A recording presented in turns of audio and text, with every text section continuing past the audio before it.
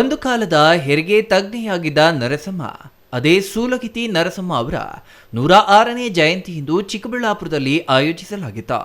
ನಗರಸಭೆ ಮಾಜಿ ಉಪಾಧ್ಯಕ್ಷ ಜೆ ನಾಗರಾಜ್ ನೇತೃತ್ವದಲ್ಲಿ ನಡೆದ ಕಾರ್ಯಕ್ರಮದಲ್ಲಿ ಆಸ್ಪತ್ರೆ ಇಲ್ಲದ ಕಾಲದಲ್ಲಿ ಸಾವಿರಾರು ಹೆರಿಗೆಗಳನ್ನು ಮಾಡಿ ಸಾವಿರಾರು ಮಕ್ಕಳಿಗೆ ಜೀವದಾನ ಮಾಡುವ ಜೊತೆಗೆ ಸಾವಿರಾರು ಮಹಿಳೆಯರ ಜೀವ ಉಳಿಸಿದ ಸೂಲಗಿತ್ತಿ ನರಸಮ್ಮ ಅವರ ಸೇವೆ ಅಭಿನಂದನೀಯ ಎಂದು ನಾಗರಾಜ್ ಬಣ್ಣಿಸಿದರು. ತಾನು ಕಲಿತ ಗಿಡಮೂಲಿಕೆ ಔಷಧಿಗಳಿಂದ ಸಾವಿರಾರು ಜೀವಗಳನ್ನು ಕಾಪಾಡಿದ ಜೀವರಕ್ಷಕಿಯಾಗಿ ಅಕ್ಷರ ಕಲಿಯದ ಅನುಭವದ ತಜ್ಞೆಯಾಗಿದ್ದ ನರಸಮ್ಮ ಅವರಿಗೆ ತುಮಕೂರು ವಿಶ್ವವಿದ್ಯಾಲಯ ಗೌರವ ಡಾಕ್ಟರೇಟ್ ನೀಡಿ ಸನ್ಮಾನಿಸಿತು. 2013ರಲ್ಲಿ ಭಾರತ ಸರ್ಕಾರ ವಯೋಶ್ರೇಷ್ಠ ಸಮ್ಮಾನ್ ರಾಷ್ಟ್ರೀಯ ಪ್ರಶಸ್ತಿ ನೀಡಿದೆ. ಕರ್ನಾಟಕ ಸರ್ಕಾರ ರಾಜ್ಯೋತ್ಸವ, ಕಿತ್ತೂರು ರಾಣಿ ಚೆನ್ನಮ್ಮ ಪ್ರಶಸ್ತಿ, ದೇವರಾಜ ಅರಸು ಪ್ರಶಸ್ತಿ ನೀಡಿ ಗೌರವಿಸಿದೆ. ಭಾರತ ಸರ್ಕಾರ 2018ರಲ್ಲಿ ದೇಶದ ಅತ್ಯುನ್ನತ ನಾಗರಿಕ ಪದ್ಮಶ್ರೀ ಪ್ರಶಸ್ತಿ ನೀಡಿ ಗೌರವಿಸಿದೆ.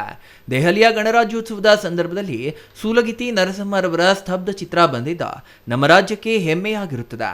ಪ್ರಪಂಚದ ಎಲ್ಲ ದೇಶಗಳಲ್ಲೂ ಸಾಹಿತಿಗಳು, ಬರಹಗಾರರು ಇವರ ಸಾಧನೆಗಳನ್ನು ಕೊಂಡಾಡಿದ್ದಾರೆ. ಈ ಮಹಾತಾಯಿಯ 106ನೇ ಜನ್ಮದಿನಾಚರಣೆ ವೇಳೆ ಅವರಿಗೆ ಶುಭಾಶಯ ಹೇಳುವ ಜೊತೆಗೆ ಅವರಿಗೆ ಶುಭ ಹಾರೈಸೋಣ ಎಂದು ಹೇಳಿದ್ರು. ನಮ್ಮ ಕರ್ನಾಟಕ ರಾಜ್ಯದ ತುಮಕೂರು ಜಿಲ್ಲೆ ಪಾವಗಡ ತಾಲೂಕು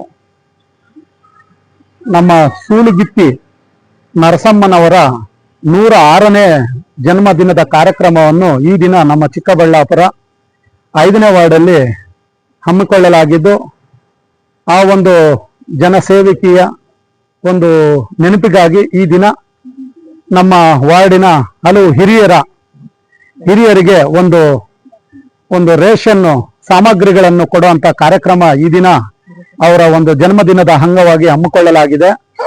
ಆ ಮಹಾತಾಯಿ ಒಂದು ಬಡತನದಲ್ಲಿ ಹುಟ್ಟಿ ಸುಮಾರು 15,000 ಹೆರಿಗೆಗಳನ್ನು ಮಾಡಿಸಿದ್ದಂತ ಕೀರ್ತಿ ಅಮ್ಮನಿಗೆ ಸಲ್ಲುತ್ತದೆ.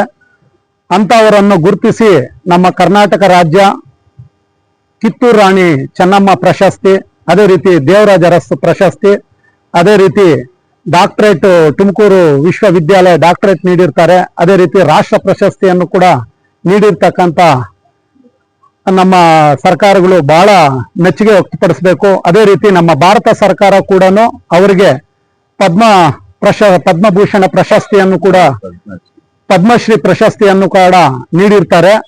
News bureau, CTV news, Chikkaballapur.